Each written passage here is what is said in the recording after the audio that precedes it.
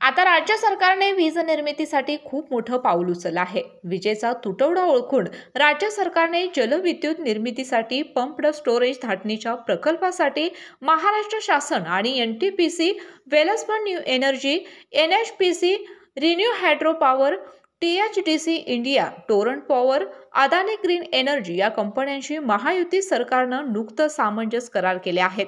त्यामुळे 62,550 इतकी रोजगार निर्मिती होणार आहे। उपमुख्यमंत्री देवेंद्र फडणवीस यांच्या पुढाकाराने हे विक्रमी करार करण्यात आले असून त्यातून 35,240 मेगावॅट वीज निर्मिती होणार आहे।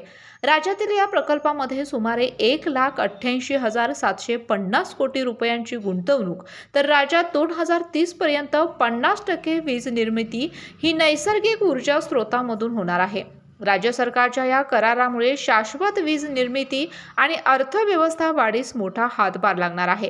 राज्याची एकूण वीज निर्मितीची स्थापित क्षमता 46,000 मेगावॅट असून 40,870 मेगावॅटचे पंप्ड स्टोरेज क्षेत्रात वीज निर्मिती करार झाल्याने हरित ऊर्जा क्षेत्रात राज्याचे हे मोठे पाऊल आहे। राज्य सरकारने घेतलेला हा निर्णय जलविद्युत क्षेत्रात खूप मोठी क्रांती घडवून आणणारा असाच आहे। अशाच नवनवीन अपडेट पाहण्यासाठी आमच्या केके न्यूज चॅनेलला सबस्क्राईब करा।